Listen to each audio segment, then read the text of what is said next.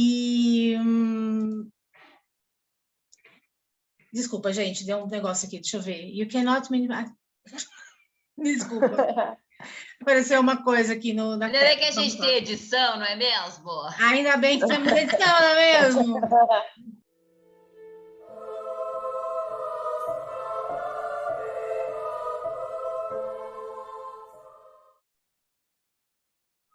Olá a todos, todas e todes que nos acompanham neste sabá, lua cheia no céu, e as rainhas se reúnem para mais um encontro maravilhoso.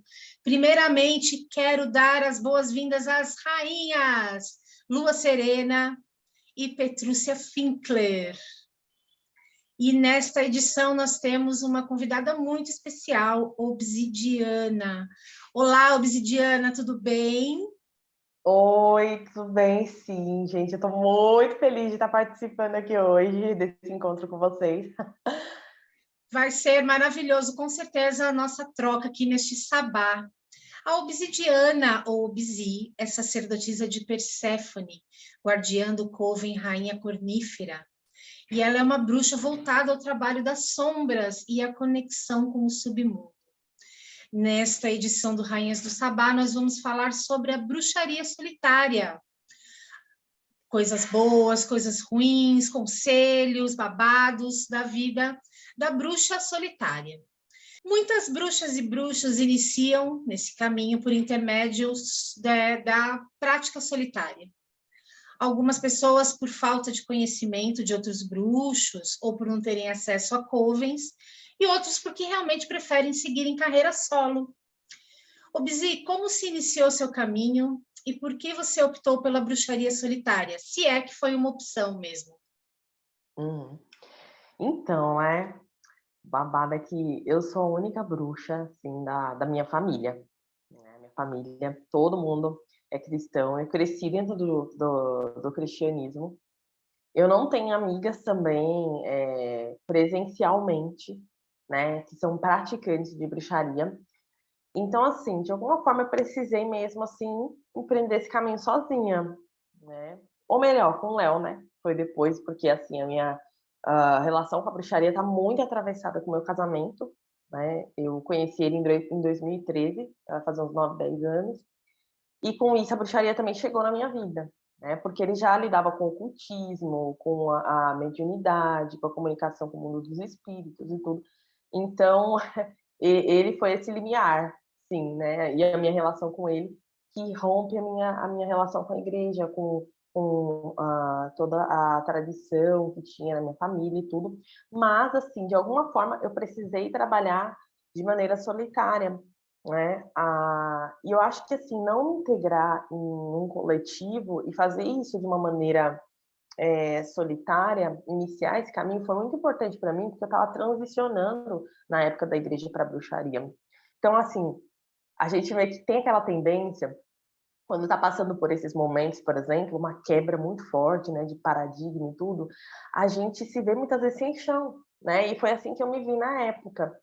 E aí, a tendência é a gente, às vezes, entrar desesperadamente ou querer um outro espaço para pertencer, né? A gente passou a vida inteira ali em um coletivo, tudo. Por mais que não fosse confortável, a gente quer ter um lugar para a gente sentir, assim, para a gente conseguir tatear essa experiência. Então, eu sinto que foi muito importante eu não ter essa possibilidade, porque eu acho que eu consegui entrar no processo realmente de autopercepção e de trabalho das sombras, né? Foi muito importante isso para mim no começo, para eu conseguir realmente entender, perceber as minhas sombras, conseguir transmutando isso e captando como que seria esse novo momento para mim. De repente, se eu tivesse na época entrado e participado de um coletivo, talvez eu deixaria, sabe, essa passar. Mas foi isso, de certa forma foi por opção, mas claro que também não tinha muita opção, eu não tinha espaços coletivos ou outras pessoas assim do meio que pudessem me direcionar na época e no começo. Mas é isso. Interessante. Petrúcia, como foi para você? Você já começou com outras pessoas? Você começou solitária? É engraçado porque é um tipo de coisa que eu nunca tinha pensado a respeito, na verdade. Porque eu comecei também com essa coisa de estudar coisas esotéricas de ocultismo. Eu fazia cursos que apareciam em Porto Alegre, de gente de todo o Brasil que chegava lá. Os anos 90 foram muito prolíficos em coisas nova era, coisa do Osho, energia não sei o quê. Tinha cursos muito interessantes e de curas de todo tipo, e aí também tarô do Crowley, que eu fiz, já contei aqui, aos 15 anos, mas não era grupo. Aí em 95 eu conheci um grupo de Wicca em Porto Alegre, também já mencionei isso aqui, que eu fiquei meio, nossa, isso existe, as pessoas praticam isso. E eu fui meio estudando com o sacerdote deles e mais um cara, então ele estava me ensinando nós dois. E aí fui num rito deles, que era um Samhain, e depois eu fui expulsa, mas eu não achei que eu fazia parte. Então eu achei muito engraçado que eu fui expulsa de um negócio que eu nem sabia que eu estava fazendo parte. Eu achei que eu tinha ido como convidada. Mas... E tive a notícia, tipo, no meu aniversário, porque meu aniversário é em junho, sabe? Foi em maio. Caramba, hein? Que as pessoas não tinham Começou ido na bem. minha festa. Não, ô Petrúcia, essa foi a tua entrada pra bruxaria, entendeu? Tipo, é ser expulsa de alguma coisa, que Foi bruxa é isso, né? iniciada nesse dia. Quem disse que você não tem iniciação? Ai, Porque no meu aniversário, um deles foi, uma outra foi, e eu disse, cadê o resto do pessoal? Ah, eles não vêm, porque a gente tá meio assim de te contar, mas você foi expulsa. Eu expulsa do quê? ai. Então foi assim. Mas aí, quando eu fui para os Estados Unidos, tava sozinha fazendo minhas coisas. Antes também tinha um outro grupo de estudo de tarô mensal, tá? Caminho do Mágico do Tarô, que eu considerava um grupo, porque tinha uma troca, né? Embora. E tinha uma professora. Então, até então, acho que eu tinha entendimento que grupo era mais uma coisa. Tinha uma professora e a gente fazendo exercícios e coisas de aprendizado. Que não deixa de ser, né? Não deixa de ser um grupo. E aí eu fui entrar num círculo de mulheres que tinha um funcionamento com uma sacerdotisa, mas cada mês uma de nós apresentava um tema, e eu fiquei por 6 anos nisso e foi em Chicago. Então não era um coven, mas uma vez por mês a gente se encontrava, e para mim era a minha igreja, né? Eu ia assim, me arrumava, levava as coisas, preparava, tinha que ir de carro, era fora da cidade, tinha todo um esquema e foi muito gostoso para mim ali. E depois fiquei solitária muitos anos até eu criar o Conclave, que foi em 2015. Então, 2016 a gente começou como grupo mesmo, eu comecei a ensinar, em 2016 a gente começou práticas. Então, eu acho que teve idas e vindas, assim, também do que é o entendimento do que é ser solitário ou não. Lua, você começou um caminho solitário, né? Você sempre comenta até que por enquanto, né, até o momento, você teve um caminho mais solitário do que com um grupo, né? Conta um pouquinho para a gente a sua experiência. Foi isso mesmo, assim. O Semente Ancestral, que é o nosso clã, esse ano ele completou 12 anos, agora em agosto, né? Mas eu ainda computando desde o início, que comecei adolescente, é que a Petrúcia trouxe, assim, anos 90 eles foram muito, assim, abertos, então, assim, propiciou muito a chegada de muitas pessoas, não só no caminho da bruxaria, como nos caminhos místicos no geral, né? E eu tô nessa leva aí, adolescente, nos anos 90, então muito jovem, como a Obsidiana trouxe, a gente, sei lá, já vai rompendo logo cedo com algumas coisas, então eu nunca me identifiquei nessa coisa tradicional, né? Dessa religiosidade de massa e tal. Embora minha família é muito católica, por um lado, por outro lado, tem muitos ateus, outro lado tem um pouquinho evangélico, então é uma mistura, assim. Então, sim, eu ainda transitei. Só que, assim, é isso que é interessante, né? Como a Petrúcia trouxe, embora solitária, eu transitei por vários grupinhos, assim. Então, teve vários conglomeradinhos, assim, né? Fiz parte durante um tempo de uma tradição bastante conhecida, mas eu não me identifiquei realmente com o caminho. Essa é a grande realidade. Embora seja bruxaria, e eu respeito, mas eu não me identifiquei. Então, fiquei um tempo só e fiz parte de alguns grupos, assim, uma coisa que era muito comum, você vai lembrar, Cássia, com certeza, era muito comum fazer grupos de estudo de bruxaria. Então, a gente fazia grupo de estudo, ia lá para o Trianon Máximo, morava em São Paulo, a gente ia lá para o Parque Trianon, ficava lá, vamos lá, então hoje a gente vai falar sobre tal coisa, aí no outro, sei lá, uma vez por mês, eu não lembro qual que era a periodicidade. Pagãos no Trianon. Pagãos no Trianon, então lá era um point onde vários grupos se reuniam, grupos por afinidade, não eram covens, não eram tradições, nada, mas eram grupos, não deixa de ser, né? Eram grupos, era talvez muitos embriões do que viriam ser grupos, do que viriam ser os grupos que a gente vê hoje. Não que houve uma continuidade de uma linha, não, mas assim, acho que estava todo mundo aprendendo como vivenciar esse tipo de espiritualidade em grupo num país que a gente não tinha acesso a muita coisa. Não tinha, né? Quem que podia falar inglês ou ler inglês? Não era todo mundo, né? Então, a gente tinha pouco acesso mesmo. Então, o que a gente fazia? A gente se reunia entre as pessoas. E foi uma fase muito interessante, porque foi uma fase em que a gente aprendeu muita coisa, né, Cássia? Assim, com a troca. Então, eu gosto muito do Rainhas, porque a gente faz isso meio que assim, ainda aqui. A gente vai aprendendo. Como que você faz? Como que é isso para você? Para mim é assim, para mim não é. Pô, para mim era assim, mas você falando agora, pô, de repente eu posso repetir. Sabe, é uma troca que fazia a gente aprender. E aí foi indo o caminho, então assim, eu tive muitos contatos com muitas pessoas que eu tenho até hoje, amigos que eu tenho até hoje. A Sara, que já esteve aqui no Rainhas, foi uma delas, a gente fez grupo de estudos, a gente participou de um monte de coisa.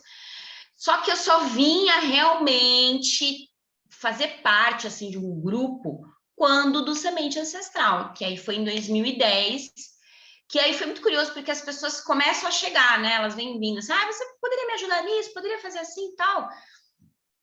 E aí calhou, a minha vida dava, né? Eu já era independente, já tinha minha casa, então assim, isso calhou. Eu falei, tá bom, então vamos, como é que a gente vai fazer isso? Não sei. E aí vem toda, né, o Capricórnio, a Lua em Virgem, toda aquela coisa, né, Mercúrio em Capricórnio, toda aquela organização e tal, e deu muito certo, foi muito sólido, né? E aí a gente existe até hoje, como um grupo que, como a Petrúcia trouxe, assim, tipo, é a igreja, né? Então, assim, o nosso, muitos até falam assim, a nossa religião é o Semente. Você fala assim, qual é a religião? Não, é o Semente, porque a forma como que eles se religam, se reconectam, ou fazem o religio, né? Ou fazem a prática deles, é daquela forma ali. Mas foi assim, né? Então, acho que, embora solitária durante muito tempo, esse contato ele foi muito importante para mim, sabe? Com outros bruxos, com outras práticas, com outras vertentes, não só de bruxaria, de misticismo no geral. E talvez isso tenha dado para mim essa visão um pouco mais universalista, um pouco mais aberta, não tão tradicional, porque eu ouvia muita gente, né? E você, Cássia, você é da mesma época que eu aí, você acompanhou essas reuniõezinhas? Somos da mesma época. Eu, no começo, quando eu tive os primeiros contatos com a bruxaria, eu não conhecia ninguém, assim, igual a Bzi, não conhecia ninguém.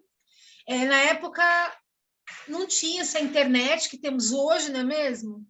Então, eu lia bastante livros e fazia as práticas que eu aprendia nos livros e tal, e fui me conectando, no começo, uma conexão bastante forte com as fases da lua, ligadas ao meu ciclo menstrual. Eu lembro que isso era bem pungente, assim, né, no meu caminho, o contato com a deusa e tal. Muito solitária. Não conhecia nenhum bruxo, não tinha contato com nada. Aí eu comecei, a primeira vez eu acho que eu fui em alguma coisa relacionada, como eu morava em Santo André, a primeira vez que eu conheci alguma coisa relacionada foi nas primeiras palestras dadas lá na Casa de Bruxa. Não era nem onde é hoje, era em outro lugar ainda. Ô, Cássia, você não é da época da Além da Lenda? Porque a primeira vez que eu fui em uma reunião foi na Além da Lenda. Eu não, eu sim, tinha Além da Lenda, mas eu não tinha esse contato de ir, não tive isso, porque eu estava em Santo André, eu não estava em São Paulo, e em Santo André eu não via isso acontecendo na Além da Lenda, e então a primeira vez que eu soube que tinha alguma coisa foi na Casa de Bruxa mesmo da Tânia Gori. Mas você não era das listas? listas de Não, e-mail? ainda não. Nesse momento que eu estou te falando é Então. pré-listas, porque... É o que você falou, não era a internet como a gente conhece hoje, era outro lance. Não. E aí, mas aí continuei solitária. Fiquei solitária um bom tempo até conhecer outras bruxas. E com o Orkut, que aí eu conheci um monte de gente. Mas aí eu já estava num coven. As meninas que eu conheci, a Juliana e a Andréia, que eu conheci do primeiro coven que eu participei, eu conheci de uma maneira bem aleatória, numa festa que eu fui com um cara que eu estava saindo, um date. E aí eu fui numa festa e elas estavam, e aí a gente começou a conversar, porque elas eram tão esquisitas quanto eu. E aí a gente começou a conversar e eu descobri que elas eram bruxas e tinham um coven, e aquilo para mim foi, nossa, não acredito que finalmente estou conhecendo outras bruxas, assim, tão de perto, né? Mas antes disso, meu caminho era bastante solitário, bastante mesmo. Passei, assim, um bom tempo. E eu acho que eu concordo com a Obsidiana nesse aspecto, nesse começo. Eu não via nem de outra maneira, assim, eu queria conhecer outras bruxas, aí, assim, depois que comecei a frequentar mais a bruxaria SP, né, digamos assim, aí eu comecei a frequentar alguns eventos, né, principalmente o PNT, que era demais, assim, né, era super legal. Conheci algumas pessoas, conheci a Pietra, de Chiaro Luna, que a gente ficou amiga muito rápido, e aí ela tinha um grupo de estudos de tarô, e aí eu ia, tal, a gente se encontrava uma vez por mês para fazer estudos de tarô e tal. Mas eu acho que esse começo, ser solitário, para mim foi muito importante, porque eu também tinha que quebrar com uma série de coisas, porque minha família também é muito cristã, me identifico bastante com a Obsidiana nesse aspecto. Eu fui da igreja, eu ia na igreja, eu gostava, durante até um determinado período da minha vida, até uns 15 anos mais ou menos, e para começar a quebrar isso, que é uma quebra constante e para o resto da vida, né? Não é uma coisa que você resolve rapidamente, mas para começar a quebrar isso, o meu contato com o sagrado pagão e bruxo, num primeiro momento solitário, eu achei que foi bastante importante. Então, só depois, assim, vir a parte de grupo. E aí, putz, deslanchei com vários grupos, né? Libriana que sou, adoro um negocinho com outras pessoas, né? Então, mas foi bastante importante esse começo ser solitário. E aí, vamos falar um pouquinho sobre como se dá essa jornada. Ô, Bizi, você sentiu mais dificuldade em se firmar, em encontrar a sua bruxaria, a sua maneira de lidar com esse sagrado bruxo, com a magia, né? Pelo fato de ser solitária? Olha, eu acho que eu tive mais dificuldade quando eu passei a me integrar em grupos da comunidade, principalmente digital. Porque até o momento em que eu comecei o meu caminho espiritual na bruxaria, eu comecei a especular, comecei a fazer experimentações, comecei a estudar bastante. O meu caminho iniciático, ele começou muito ali nos estudos de alquimia, Paracelso, começou muito atravessando isso na culinária mágica. Então, eu estava num momento de experimentação, de descoberta, né? A vida, ela é como se a gente tivesse um processo de renascimento que é doloroso, é difícil, mas ele é muito importante. A gente começa a perceber a vida, a natureza, a concepção, por exemplo, de Deus e várias outras coisas de uma forma muito única, muito diferente. E foi muito especial, né? E aí, quando eu penso, poxa, quero me relacionar, eu quero conversar, eu quero lidar, interagir, saber como isso se dá com outras pessoas, e eu fui acessar a comunidade, acessar grupos, eu já comecei a sentir, acho que a palavra certa seria injúria ou repressão, alguma coisa nesse sentido. Eu acredito que o fator racial também está muito atravessado nisso, não tem como, né? Mas, principalmente competitividade, por exemplo, ou muito daquela coisa de o que eu chamo de terrorismo, né? Isso não pode, isso é muito proibido, isso é muito errado. Tá, mas quem disse que é errado? Quem disse que não pode, né? Isso aí eu já escutei muito na igreja. Eu quero motivos, eu quero teoria, eu quero referências, né, disso. Ah, não, mas é porque eu fiz, porque eu acho que. Então, né? E aí eu comecei a ficar um pouquinho assim, mais reprimida. Eu lembro que eu fiquei um bom tempo na minha vida. Eu fiquei, acho que foi em 2018, eu fiquei quase um ano afastada da conexão com a magia, porque eu me senti muito assim reprimida. Eu pensei, tá tudo errado. Pelo visto, eu preciso participar de uma tradição, eu preciso participar de um coven, eu preciso. Eu escutei muito tipo, certificado de bruxaria para pagar, né, coisas de curso. Eu escutei várias outras coisas, principalmente em relação a divindades. Né? A minha relação se deu muito com divindades do panteão grego. Então tinha aquela coisa assim, como assim? Né? A pessoa olhava para mim, para minha pessoa, e falava, mas você não combina, como eu já escutei. Né? Você não combina com o panteão grego. Eu fiquei, hã? Né? E isso me atingiu muito forte, porque como eu estava num processo de transição da igreja, tudo estava experimentando esse processo, eu também senti que estava muito atravessado na maneira como eu lidava e me percebia enquanto indivíduo na sociedade. Então teve todo um processo também de consciência racial, e foi muito pesado lidar com essa exclusão e perceber coisas que antes passavam às vezes despercebidas para mim, porque eu sempre passei por exclusão de alguma forma, mas sutiliza-se muito o processo, porque quando a gente não tem consciência racial, tem uma coisa muito velada. Então a gente passa pelas coisas, a gente pensa, situação estranha, mas existe uma não aceitação daquilo. A gente não consegue perceber as sombras, enfim. E aí a gente passa joga para debaixo da coberta, debaixo do tapete, na verdade. Então, assim, teve todo esse rolê de, tipo, eu começar a perceber as coisas muito nitidamente, que se estava atravessado, sim, a minha pessoa, não só a cor da minha pele, mas condição financeira também, né? Que eu acho que tinha muito essa questão de você precisa de determinada coisa, né, para poder praticar magia e bruxaria, e eu me vi muito recolhida.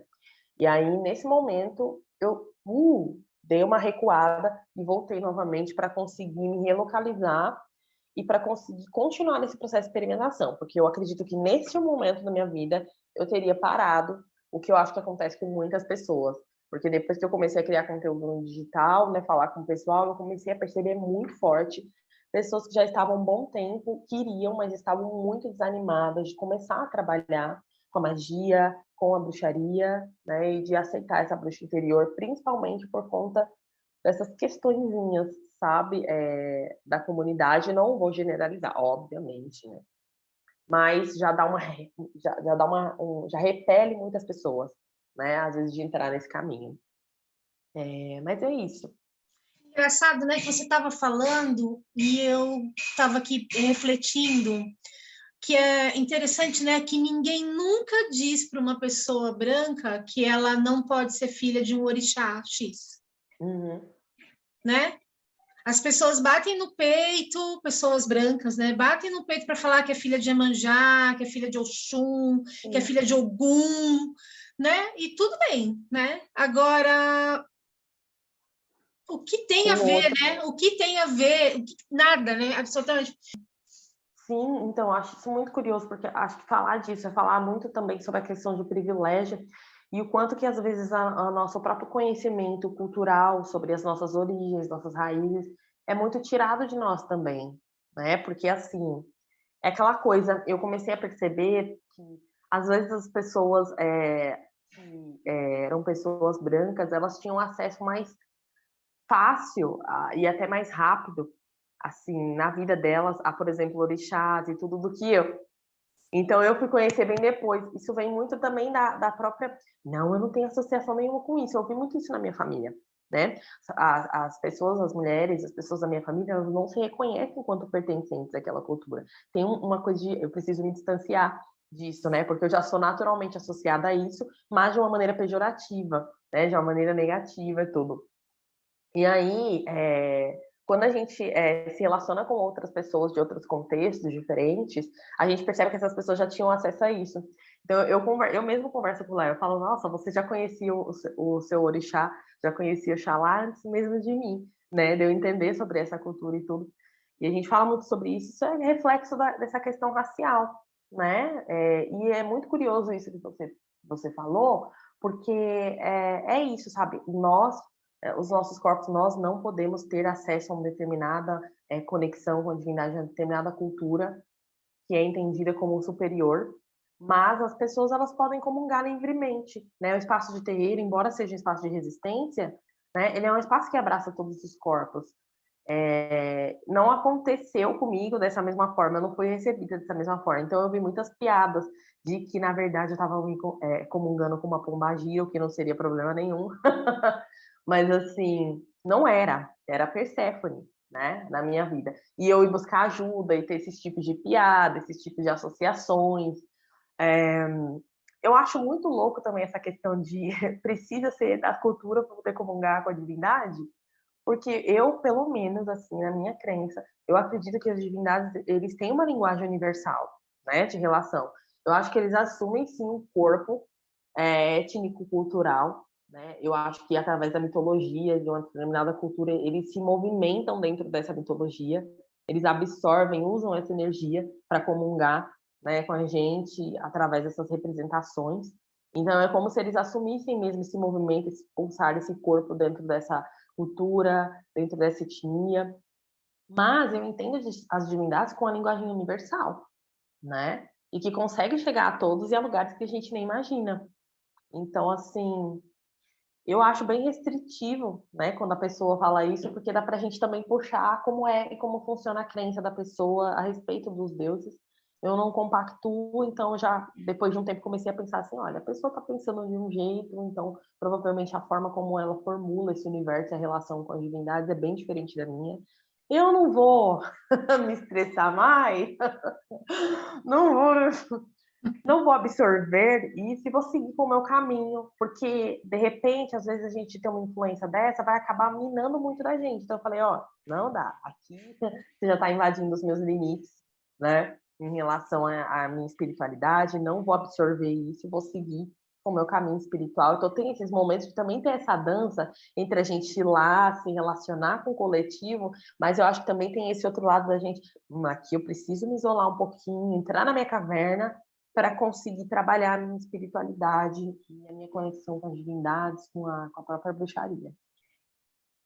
Muito bom. Obrigada por você dividir com a gente. Acho que é super importante isso que você está falando, que você está trazendo, sabe? Até para que as pessoas parem um pouquinho para refletir mesmo, né? Eu fico pensando, não consigo desassociar isso às questões de apropriação, sabe? Porque quando você entra numa... Quando está super ok a pessoa branca estar no terreiro, no candomblé, né, na Umbanda, ou nas espiritualidades dos povos originários, né, comungadas, medicinas e tal, quando as pessoas dessas etnias elas têm um interesse fora do grupo delas, tem um estranhamento, né? Uhum. E isso é uma coisa que eu acho que precisa ser... A gente precisa extirpar isso o mais rápido possível, mas eu acho que isso só é possível se a gente fala sobre. Lua, como é que... não sei se você quer falar um pouquinho sobre isso que a gente está debatendo agora. Não, eu estava ouvindo vocês falarem aqui, estava refletindo, né? E eu me identifico muito com a Obsidiana em algumas falas dela, me identifico, gostei muito quando conheci a Obsidiana, porque eu sou uma mulher branca, sou bem padrão e tal, mas eu nasci e fui criada na periferia de São Paulo, pobre, bem pobre mesmo. Então, assim, a maioria dos meus amigos, minhas amigas, eram mulheres e homens pretos. Maioria, né? Então, eu vi isso muito de perto e grandes pessoas da minha vida são pessoas pretas, né? Então, assim, são pessoas assim...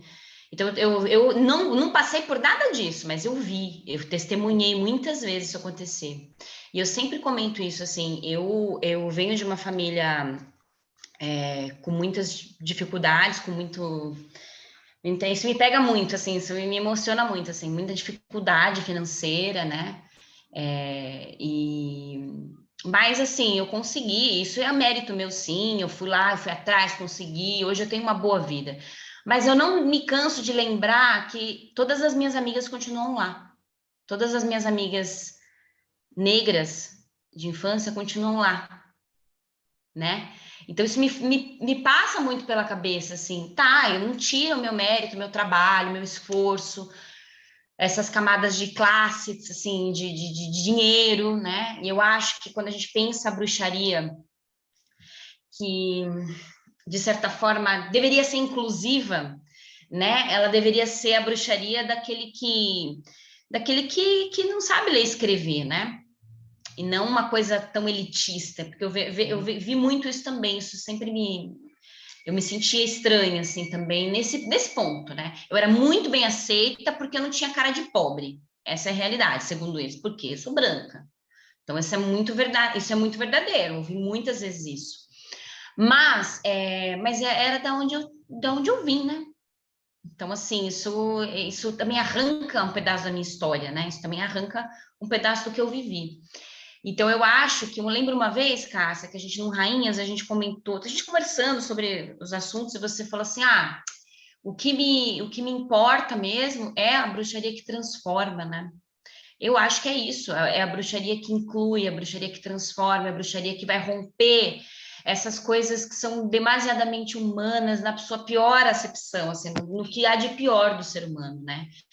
Mas também é uma oportunidade para a gente travar contato com tudo isso e mexer em coisas que são desconfortáveis para a gente. Coisas que não são gostosas de ouvir, coisas que não são gostosas de constatar. Então, eu acho que a bruxaria é muito sobre isso também. Quando a gente pensa numa bruxaria sobre subversão, sobre política, a bruxaria é muito sobre isso, né? A gente não precisa necessariamente ter esses dias eu fiz uma live sobre bruxaria e posicionamento político, né? E a gente estava falando sobre isso. Você não precisa ser necessariamente militante ou ter um partido, não é isso.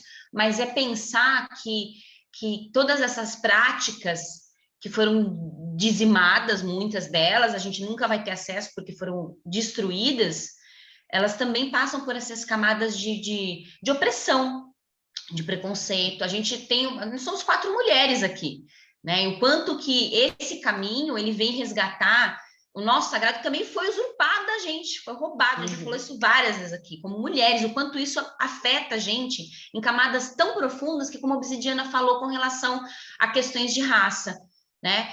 Coisas que a gente nem percebe. Né? A gente já conversou assim, coisas de mulher que a gente ouve mulheres falando, mano, como que você tá falando isso, mano? Não fala isso não, né? Mas porque ela não teve acesso a algumas coisas que a gente já teve. Então, acho que isso é muito importante, assim, e vem forte quando a gente fala de bruxaria, porque a bruxaria é sobre isso também, sabe, Cássia? Cada vez mais, né? Inclusive, né? No rumo que as coisas vão, né? Cada vez mais é sobre isso. Eu vou falar só rapidinho que vocês comentando, né? O Bzi também. Eu não tem muito tempo eu fiz um post sobre a questão de altar e de consumismo na bruxaria, né? E eu tenho refletido muito sobre isso, porque às vezes essa necessidade do instagramável, saindo só rapidamente, né, do tema solitário, mas aproveitando para falar sobre isso, porque eu acho que é muito importante. Faz com que as pessoas achem que para elas serem bruxas, elas têm que ter umas coisas cinematográficas, assim, né? Quando não. Eu tenho certeza que não é necessário nada disso. E então acaba virando uma coisa elitista no sentido de que a pessoa fica achando que ela precisa ter dinheiro para comprar uma estátua, um atame bacana e não sei mais o que e tal. E aí, às vezes, como a própria Bizi disse para a gente, chega a pessoa a pensar que ela não faz parte daquilo, porque ela não tem grana. Cássia, uma vez, isso só me lembrou rapidamente 2 situações. Uma vez uma menina entrou em contato comigo na época lá do MSN e tal, ela falou, mas eu não posso ser bruxa porque a bruxaria é muito cara. Eu falei, meu, você não tem uma panela na sua casa, uma faca, você não tem suas coisas? Usa suas Um coisas, não precisa copo de de nada água que disso. você vai pegar na Copo torneira. d'água, né, de requeijão. E Claro, aí, e eu lembro também que no Outubro Bruxo, eu postei uma foto, eu vou postar hoje ela de novo, vou marcar vocês. Eu postei uma foto que uma amiga minha tirou depois de um ritual num apartamento que eu morava, um apartamentinho que morávamos toda a minha família e meu filho. E o altar tá no chão do quarto, de taco, e tá o Alê, meu filho pequenininho assim, comendo bolacha, e eu tô escrevendo no meu boss e minha amiga tirou essa foto. E essa foto ela é muito importante para mim, porque ela mostra exatamente assim, cara, era isso assim, era o que eu tinha, gente, era o que tinha para hoje, né? E eu lembro que um aluno meu aqui da escola comentou assim: essa foto me fez lembrar, isso é muito emocionante para mim, né? Essa foto me fez lembrar que existe um verdadeiro altar, aquele que é dentro da gente. Deixa eu só colocar um ponto aqui que eu acho muito interessante que vocês falaram no altar. Isso aí não só com a questão racial, é um outro ismo, né? Que eu chamo de ismos, né? Racismo, exclusivismo, terrorismo, milenismo. Esse rolê acontece muito do pessoal e pedir minha ajuda e falar que não tem condição, né? Coloca essa palavra do lado, não tem condição de ser bruxa, de viver a bruxaria. E aí a Lua falou do altar dela, eu lembrei do meu, que foi assim, o primeiro altar meu foi em cima de uma caixa de papelão, né? Eu coloquei ali alguns utensílios que eu coletei na natureza mesmo, coloquei a caixinha ali do lado da minha cama, eu lembro, e esse foi o meu primeiro altar, e foi por um bom tempo, foi quase um ano, né, com esse altar. Eu acho que a bruxaria ela é muito isso de você criar com o que você pode. Ela tem essa coisa de você conseguir observar a realidade que está à sua volta e transformar aquilo que é muito comum. Eu sempre falo, né? O comum, o ordinário em extraordinário. Né? Você dá uma função para as coisas, uma função mágica, espiritual ali, e conseguir co-criar com o que dá. Mas é isso, a gente vai chegando, às vezes, na comunidade, a gente vai vendo umas coisas que a gente fala, sabe? E o que acontece? De repente, esse fenômeno ele é muito natural, né? Ele é bizarro, mas ele é muito natural. Porque, assim, também não tem como a gente culpar, às vezes, nem todo mundo que tem a condição, que tem o dinheiro para poder comprar e montar aquele altar, é uma pessoa que também corrobora com aquele discurso de falar bruxaria assim, né? Às vezes a pessoa ela tem os utensílios, aquelas coisas ali, às vezes conseguiu também com muito custo, tudo. Então não tem, né, como a gente falar, olhar e a gente falar, nossa, todo mundo é assim e tal. Não estou falando o que vocês estão falando, gente. Eu estou dando uma referência geral assim sobre isso. Mas só pelo fato daquela pessoa ter aquela imagem ali, aquela representação e colocar no Instagram, isso já influencia. Por quê? Porque essa mentalidade do consumo, ela acaba influenciando toda a comunidade, né? Toda a comunidade, a pessoa que tem mais condição, ela vai ter um poder aquisitivo maior. E eles representam um número muito menor no nosso país.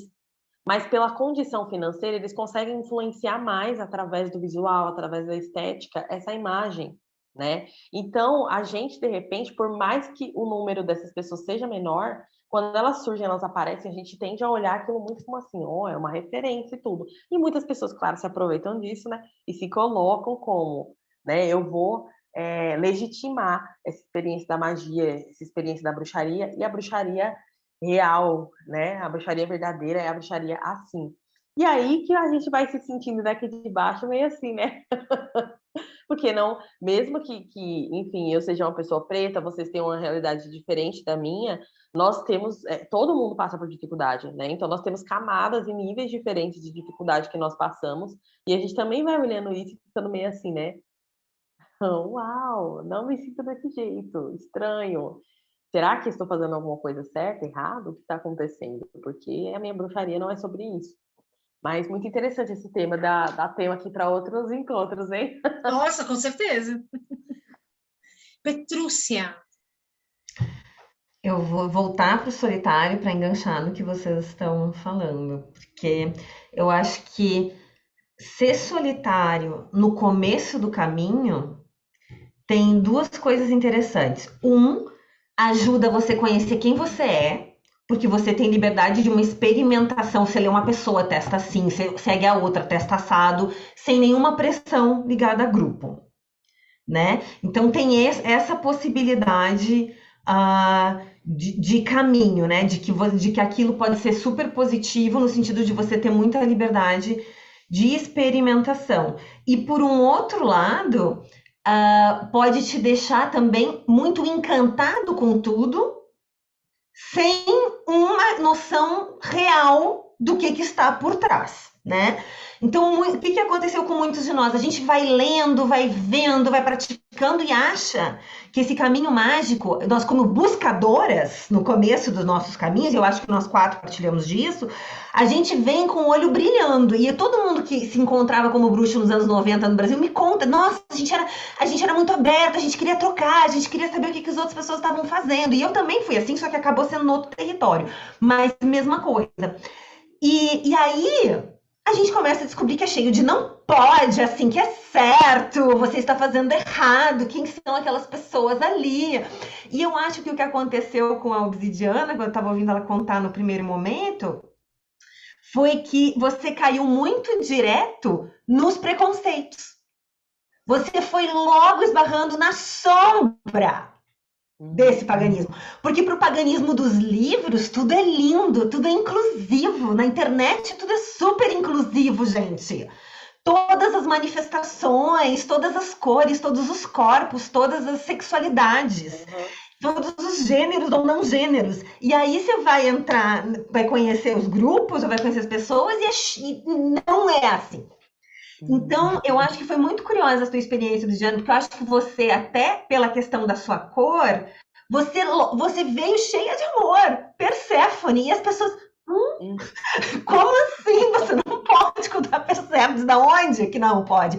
Mas, enfim, você logo se deu de cara com a questão sombria, que é uma coisa que permeia todo o nosso paganismo, né? E eu acho que essa é uma das questões que a gente pode, às vezes, começar solitário, passar por grupos. Eu acho que grupos têm muita pressão e acho o grupo até, de certa forma, até limita muitas vezes a pessoa que está chegando, porque aí ela só conhece um grupo e ela acha que só existe aquela uma verdade. Então é uma coisa até que pode ser bastante limitante, dependendo da maneira que é conduzido esse grupo, ou da maneira que as sombras estão, né? O que está acontecendo nesse grupo. E a pessoa pode acabar ficando bastante limitada e pode ser ótimo para alguns e péssimo para outros, então depende. Mas eu acho que tem bruxos que acabam também se retirando depois. Faz parte de comunidade, conhece, quer saber do negócio. Virem-se vocês, eu vou fazer a minha bruxaria do meu jeito, intocada na minha casa, não posso, não falo, não troco, a não ser que eu encontre numa festinha, como já me aconteceu.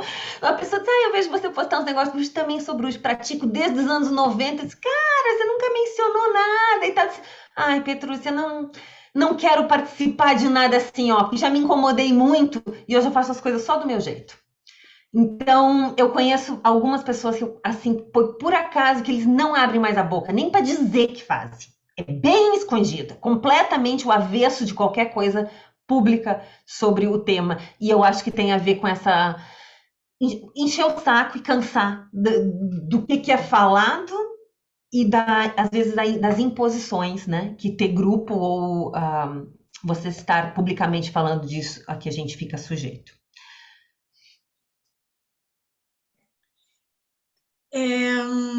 Eu estava aqui pensando, né? Essa parte aí a gente está falando sobre todas essas questões e são muitos perrengues que a gente passa, né? Mas também tem o lado legal, né? Da bruxaria solitária, né? Desse caminho. E eu queria saber quais foram as delícias, Obsi. Ai, eu acho que uma das delícias é a possibilidade de a gente experimentar as nossas habilidades pessoais, sabe? Ir lá, fazer acontecer, descobrir potências que estavam adormecidas, que estavam travadas dentro da gente.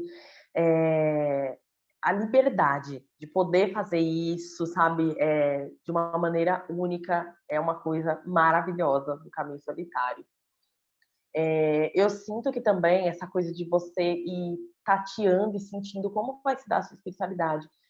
Eu falo mapear, né? Mapear, entender como que vai se dar esse seu comportamento com as energias da natureza, com as divindades, no seu cotidiano. Então, eu acho que é essa fluidez e esse respeito à nossa própria jornada, a quem a gente é. Então, esse caminho solitário, ele vai dando esse espaço livre para que a gente consiga construir, né? Construir uma relação com as divindades, construir a nossa forma, o nosso jeitão da gente praticar ali a nossa magia, a bruxaria. Mas, assim, para além dessas coisas, eu acho que a parte mais incrível, assim, linkando tudo isso, é que eu acho que a formação dessa unidade, desse caminho singular, desse caminho de respeitar suas peculiaridades também, de abraçar, assim, ter uma espiritualidade que muitas vezes a gente não tem lá fora, que é de abraçar a nossa natureza como um todo, né? Nas nossas luzes, nas nossas potências, mas também acho que na nossa escuridão, nas nossas sombras, no nosso lado mais renegado. Então, eu não consigo pensar em outra palavra do que a palavra peculiar. O caminho da bruxaria solitária, ele é muito peculiar, ele é muito único, ele é muito singular. E esse é um presentinho assim, especial desse caminho de você trabalhar de forma sozinha, né? Conseguir formar ali, conseguir se acolher, o que muitas das vezes não acontece fora, né? Mas é isso. Olha eu falando no mudo. Muito verdade. Petrúcia, quais as delícias? Acho que eu já falei aqui essa história de poder ter as suas descobertas, de poder experimentar sem pressão, mas eu acho que, na verdade, a gente, mesmo tendo grupo, não deixa de praticar solitariamente. Porque eu não estou o tempo inteiro com o meu grupo, eu faço minhas coisas do meu jeito sozinha, a gente tem sabás juntos só, troca ideias e tudo mais, né? Faz às vezes alguma outra coisa extra juntos, mas em geral eu pratico muito sozinha. E não deveria uma coisa impedir a outra. Lua.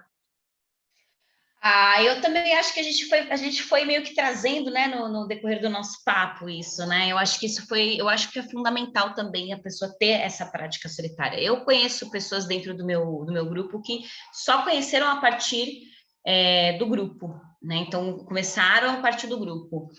É legal, é uma experiência bacana também, não é inválida, é maravilhosa e tal. Mas eu sempre falo para elas assim, gente, vocês têm que ter os momentos de vocês, né? E aí eu sempre penso também na imagem da bruxa da aldeia, né? Solitária ali, né? Então eu acho que o caminho da bruxaria ele conversa muito com isso e também tem a imagem da sacerdotisa e tal, mas tem essa imagem da bruxa da aldeia, daquela que é um pouco mais reservada, gente. Ela fica lá na cabana na floresta e as pessoas vão buscá-la quando precisam, né? Ninguém conta, mas essa bruxa da aldeia, ela tem a rede de apoio que são as outras bruxas das florestas, né? Que se reúnem também de vez em quando sob a luz da lua, como nós aqui. Então, eu acho que isso é muito delicioso poder isso, né? Poder ser essa bruxa também que se retira, que fica mais quietinha e tal, porque tem essa independência mesmo e não depende de ficar com muita gente, de ter aprovação e tal. A gente vai aprendendo a reconhecer quem a gente é. No solitário, né? No sozinho do nosso coração. Eu acho que tem muito disso aí. Lu, adorei esse negócio que você falou, que você fica instigando as pessoas do teu grupo a fazerem as coisas sozinhas e tal. Porque eu me dou conta que eu cometi equívoco, porque para mim é tão óbvio que eu fazia tudo sozinha, que eu tenho uma vida fora da história, não, uma vida mágica fora da questão em grupo, que eu acho que todo mundo faz igual. Eu tomo como certo que as pessoas estão fazendo igual. E não é. Tem gente que entrou no meu grupo porque acabou estudando comigo e não tinha uma história antes. E tem talento e tem tudo, né? Porque tem uma seleção muito clara para estar ali junto, tem uma questão bem energética para estar no conclave, no núcleo fechado. E eu vou achando que a pessoa, tipo, tem suas práticas. E elas não têm, porque elas não vêm desse caminho previamente. Eu acho que eu vou começar a colocar isso nas aulas que eu dou e começar a falar mais pro grupo. Dizer, gente, vocês estão fazendo as coisas por conta própria? Vocês estão... Achei muito bom que você falou isso, eu já peguei a ideia. Eu acho que é muito isso, né? Porque a pessoa, ela vem com aquela referência, assim, eu tô aprendendo aqui, eu vou fazer aqui. Então, quando eu tô aqui, eu tô fazendo aqui. Mas eu acho que você tem toda a razão. Eu fui observando isso mesmo, falando assim, peraí, mas esse povo não tá fazendo nada, tem que fazer os lances aí, cara. Eles não fazem. Mas não porque porque eles são errados, não. É porque eles não tiveram essa experiência prévia que a gente teve, né?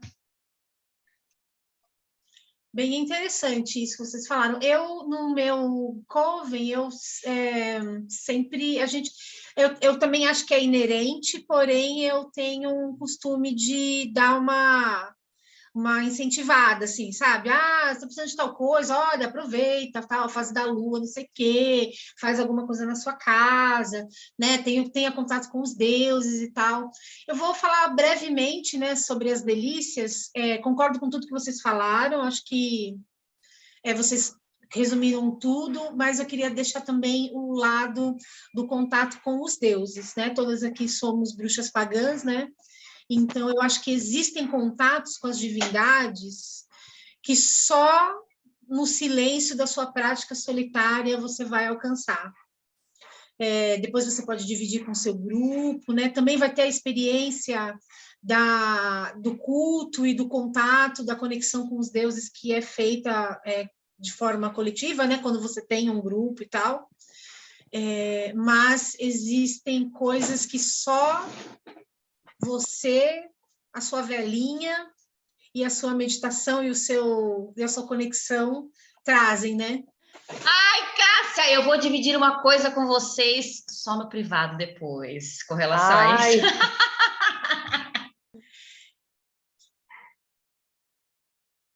Obsidiana, você tem um trabalho fortemente pautado nos deuses do submundo e shadow work, ou trabalho com as sombras, né? O fato de ter uma parte do trabalho realizada de forma solitária faz com que esse caminho fique mais complicado? Como é lidar com esse tipo de energia sozinha? Uhum. Então, no começo dessa jornada de conexão, não só com Perséfone, mas com as divindades do submundo, eu senti que a minha maior dificuldade, solitariamente, relacionada a essas divindades do submundo, é a gente não ter uma validação das nossas experiências. Principalmente por esse tipo de culto, ele não ser tão difundido, até mesmo dentro do paganismo, né? E principalmente relacionado ao panteão grego, né? Que é muito aquela coisa de não cultuar divindades quitônicas do panteão grego dentro de casa, e que no helenismo tem determinada tradição e tal. Então, não tem muito, né? Muita informação, a gente fica solto, né? Só que isso também há uma provocação divina muito forte nisso, né? A Perséfone, inclusive, ela tem dessas, né? Olha, eu fico aqui sentada no meu trono, você vem até a mim. Eu quero que você, vá mapeando isso. Ela gosta, inclusive, muito disso. Então, tem esse processo difícil da gente não ter uma validação daquilo que a gente está experimentando, fazendo, de não saber, né, não ter ainda referências com pessoas, na relação com pessoas e como elas se relacionam com essas divindades. E também eu sinto que tem aquela questão de você precisar mapear os cultos antigos para conseguir trazer isso para o contexto moderno, solitariamente. Porque, de repente, num coven, numa tradição, você vai ter uma coisa mais estruturada, né, um caminho que pode te levar e te conduzir mais diretamente àquela divindade. Só que você, de certa forma, também tem aquilo muito pronto, né? Então, essa questão de você estar solitariamente é uma provocação, como eu disse, divina, para essa coisa de você buscar, de você mapear nas entrelinhas o culto, a ritualística dessas divindades, você especular esse caminho. Aqui eu já deixo, inclusive, essa orientação, se você está solitariamente aí, nesse caminho de conexão com alguma divindade do submundo, é muito importante, mesmo que você também participe, né, de um coletivo, você mapear e você sondar a cultura, né, as origens desse culto, como que se dava isso, para você também ir construindo essa relação junto com a divindade. Mas, para além disso, relacionado a divindades quitônicas, a Lua falou uma coisa que eu acho muito interessante. Ela falou sobre essa bruxa da cabana, né? E na prática e no contato com divindades quitônicas, com quitonismo, é muito importante a prática solitária. E quando a gente vai puxar, por exemplo, a questão da necromancia, né, da comunicação com o mundo dos espíritos, com o submundo. A necromancia, ela é uma prática que, desde os tempos ancestrais, ela está muito associada a esse trabalho solitário, né? O necromante, geralmente, para se comunicar, e quando ele se comunica diretamente com os espíritos, existe até uma determinada aura de isolamento ali, né? Para que ele consiga ter esse acesso ao submundo e às divindades. Então, no culto quitônico, é muito comum isso. Um próprio exemplo é com Hades, né? O Hades, na mitologia grega, ele era uma divindade que ele era cultuada uma vez ao ano, né? Em um dos seus templos, e era apenas um único sacerdote que regia esses cultos. Então, a prática solitária, mesmo ancestral e tradicional, principalmente na mitologia grega, muitas vezes ela está muito atravessada, né? Quando se fala de deuses do submundo, a essa unidade, né? A pessoa fazer ali, praticar ali aquele contato com a divindade de forma sozinha. E no ponto do trabalho das sombras, eu acho bem interessante, porque o trabalho das sombras, ele chama a gente muito para o íntimo e para o pessoal. Esse processo de descida ao submundo é algo que se dá de uma forma muito solitária. Tem uma frase que eu gosto muito, isso sempre me leva para esse ponto do shadow work, do trabalho das sombras, conexão com divindades do submundo, que é uma frase de Alice no País das Maravilhas, que inclusive é um filme e uma história que tem muita relação com Catabas, com descida, né, ao submundo. A frase é: você não deve viver a vida como outras pessoas esperam que você viva. A escolha precisa ser sua, porque quando você estiver lutando, você estará sozinha. Eu sinto isso muito forte, muito atravessado com essa descida ao submundo. A descida ao submundo, ela tem essa característica de imersão nas nossas próprias sombras, o que é algo muito único, né? Então, a gente precisa dessa prática solitária, ela é muito importante. Eu vou usar aqui dizer para vocês que, de repente, ela é mais importante quando a gente vai se relacionar com divindades do submundo. O solitário, a gente deveria considerar um pouquinho mais do que a prática com o coletivo. Não só fazer isso, mas, assim, aqui ele se torna vital. Ele se torna fundamental para a gente conseguir desenvolver esse culto voltado à necromancia, voltado à comunicação com essas divindades do além, sabe? Agora eu vou deixar um pontinho aqui que eu acho que é o ponto mais desafiador, que é na comunicação direta com a divindade, nessa descida, nas catábases, na imersão, no contato tete a tete. Como eu disse, é uma coisa que tem até um apelo muito ancestral, né? Nisso, nas tradições antigas de culto a esses deuses. Mas quando a gente vai falar de mediunidade, de experimentação das nossas habilidades, de comunicação com o mundo dos espíritos, a mediunidade é um pouquinho delicada. Então, aí a gente precisa ter bastante cuidado com as nossas andanças, com as nossas práticas, porque a mediunidade geralmente é algo que se dá com o coletivo, né? Para conseguir ancorar uma energia, para conseguir se comunicar com essas energias diretamente com espíritos, diretamente com o mundo dos mortos.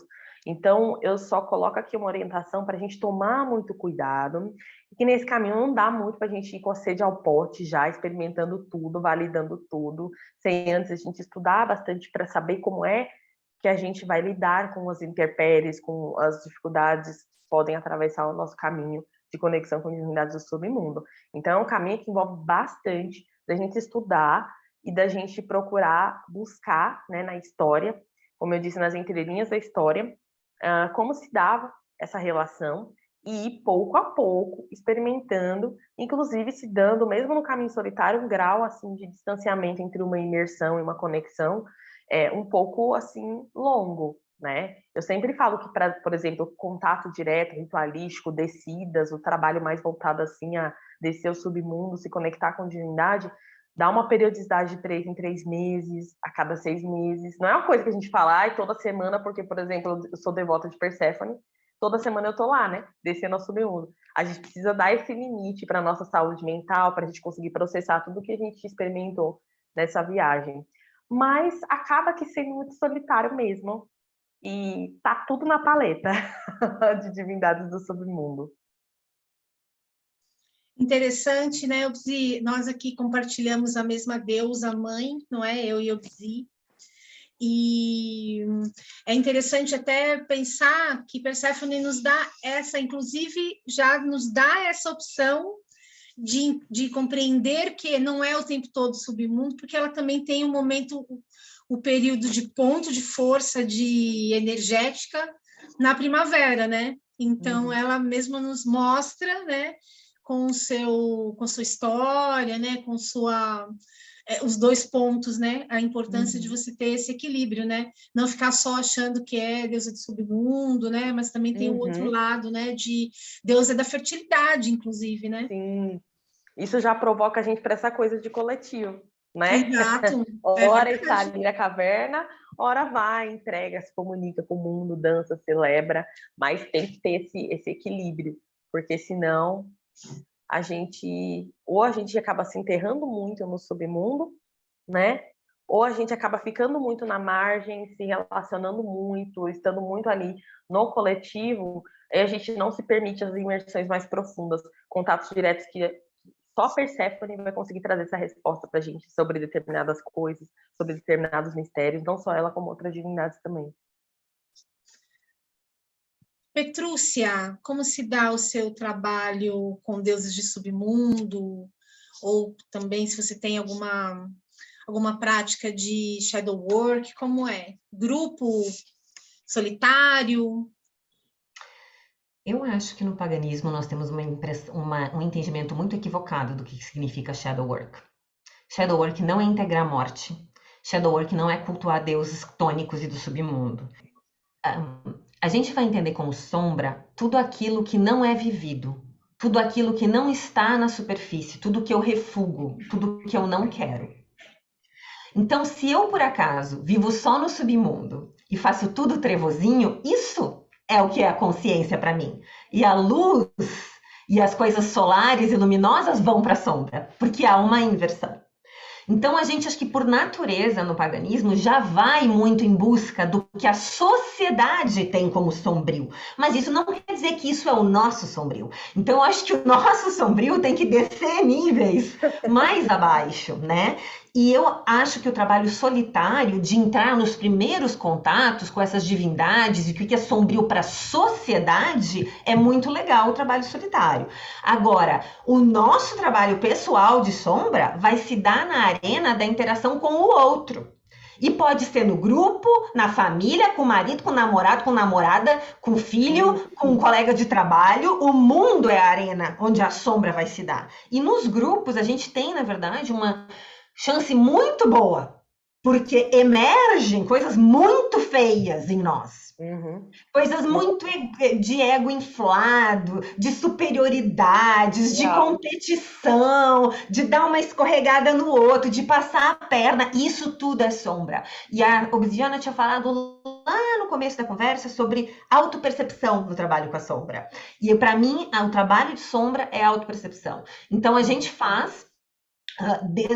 Quando eu dou aula também, a gente trabalha desde o começo. Um bom bruxo tem que ter muita autoconsciência. E é um trabalho da vida, não é uma coisa que você faz no começo do seu trabalho, depois não.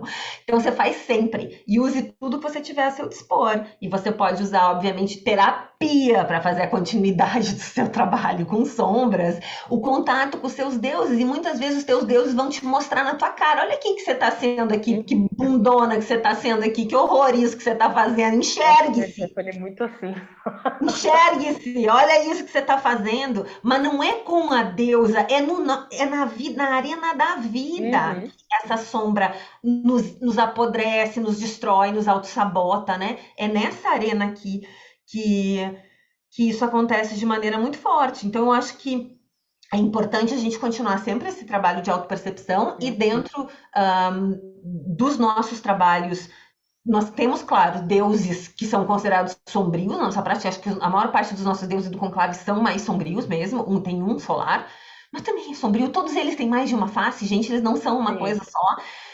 E a gente tem um trabalho pessoal que eu incentivo muito de que as pessoas mantenham esse autoconhecimento. E existem alguns trabalhos energéticos que a gente faz para tentar acelerar e transmutar algumas coisas em nós. Mas assim que a gente resolve uma, obviamente vai emergir a outra. E essa é a vida.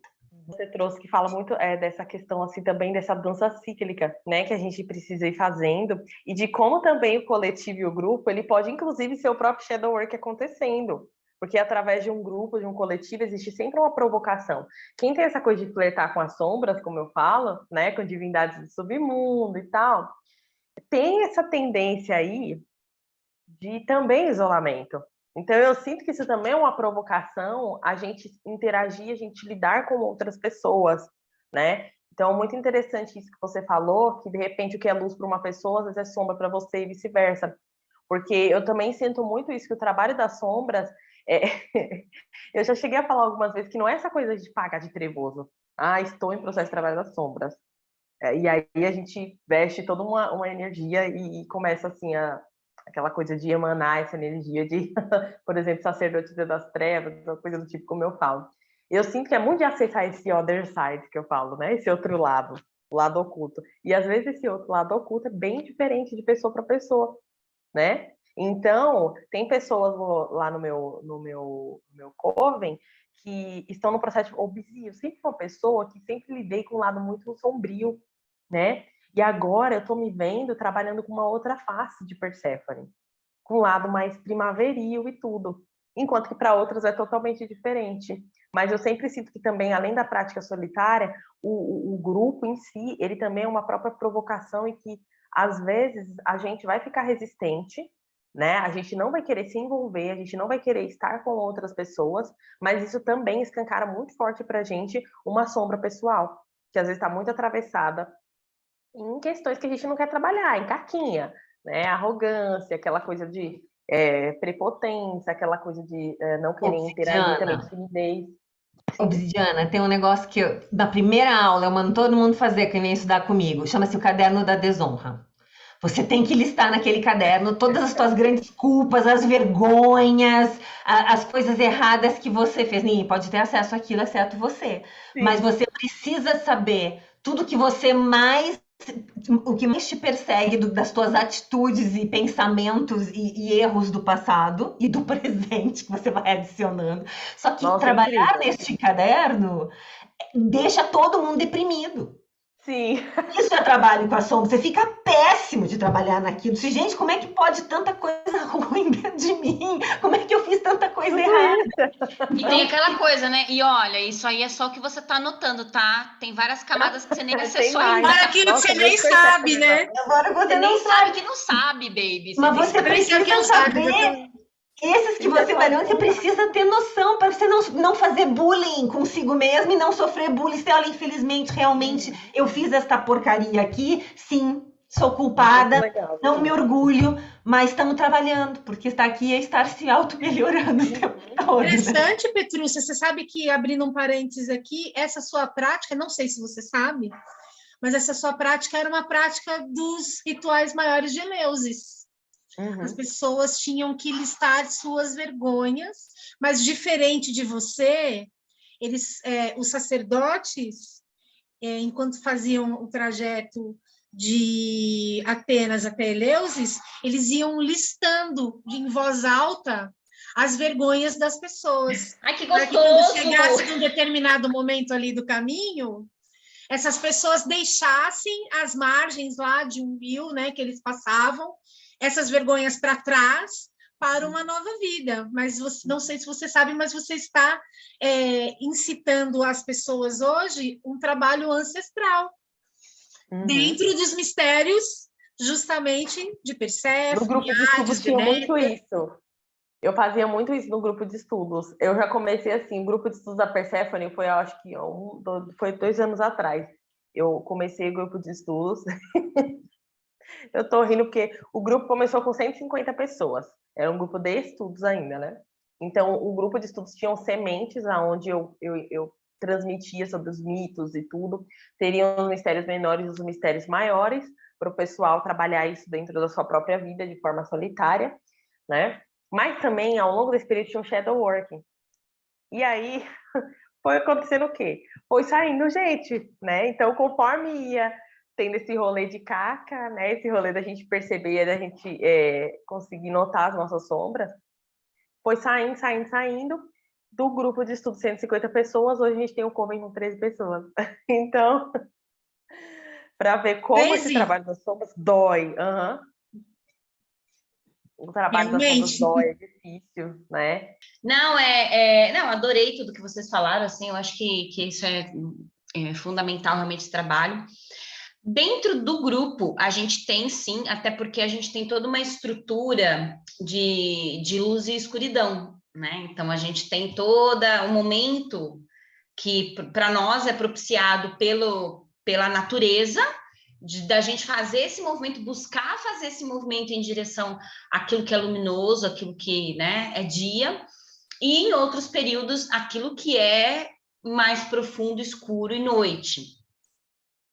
E tem os intermeios, né? Que são bem propícios para trabalhar as sombras, quando a gente tem as promessas de luz e escuridão. Então, a gente tem, dentro da estrutura do nosso clã, a gente tem essa forma de propiciar o trabalho. Agora, é como vocês trouxeram. Não significa que você está lá no solstício de verão, que você está lá na primavera, coisa linda, e que a sombra não veio. Vem sim, porque afinal de contas é a luz, né? Tá lá. Então, o que é muito interessante nesse ponto, e também não significa que, quando você está lá no invernão, que você não está plena de luz interna, você é pura chama ali, né? Então, isso é muito mágico no nosso caminho, isso é bem interessante. Em grupo é muito legal, porque a gente pode trocar isso. Então, a gente conversa muito sobre como que tá como é que tá o seu inverno interno aí, né? O seu verão interno, então isso é muito legal. E, Cássia, apenas trazendo isso que você falou sobre o contato com os deuses porque tem muito a ver com esse trabalho de sombras, né? Que o solitário tem esse contato com as divindades, é muito real. E olha que interessante, há um tempo atrás, uma deusa muito amada minha, que é Diana, veio de volta, né? A gente teve um ano aí bastante gostoso juntos, e agora uma outra deusa, já há algum tempo, uma outra deusa que também é muito amada minha, veio para perto de mim, não entendi muito bem por quê, que é a Afrodite, mas ela veio para eu trabalhar sombras, baby. Ah, meus amores, vocês não têm ideia do lance, assim, muito, muito profundo, não dá para dividir aqui, até porque não temos tempo, mas dividirei com vocês privativamente. Depois eu te mando também, Obsidiana, já que você já está aqui, então dividirei com você também, né? E é algo muito mágico, muito lindo, né? Então eu tenho um carinho muito grande, um amor muito grande por esse caminho, porque nos propicia isso, né? Olhar as nossas vergonhas e aquilo que não é confortável, mano, se fosse para ser confortável, a gente falava que era espiritualista, a gente não falava que era bruxa, entendeu? Se fosse para ser confortável, né? Então, eu acho que é isso, assim, é muito amor por todo esse caminho, é muita beleza, e isso também é uma delícia, né? Isso também é uma delícia do caminho, né? Total. Eu acho que não existe, não sei se a gente já falou isso aqui, acho que sim, acho que a Petrúcia até citou, acho que na fala de todas nós isso ficou bem implícito, mas eu vou deixar essa frase que é: não existe bruxaria sem caminho das sombras. Uhum. Impossível. E se você quiser fugir, ele vai encontrar você em alguma encruzilhada e vai fazer você olhar para tudo isso. Seja você um bruxo mais ligado ao submundo, e aí, como a Petrúcia disse, a sua sombra vai se manifestar numa necessidade de um caminho mais luminoso, né? Mais luminoso, ou ao contrário, né? Se você está ali cheia de boas intenções, luz, fadinhas e tudo mais, né? O seu caminho vai trazer você para um lado mais quitônico, né? Com esta fala, eu finalizo aqui esse nosso sabá maravilhoso. Muito obrigada, meninas, por essa conversa linda. Obsi, muito obrigada por sua participação maravilhosa, por tudo que você trouxe aí para a gente. E conheçam o trabalho da Obsidiana, ela tem um trabalho muito bonito, você encontra todas as maneiras, formas de expressão dela no Instagram, Obsidiana, né? Mas ela tem muito mais que isso, né? Então, deem uma olhada lá e muito obrigada. Ai, gente, muito obrigada mesmo. Muito feliz de ter participado aqui hoje. Desse trabalho com vocês. Que amei. Adoramos.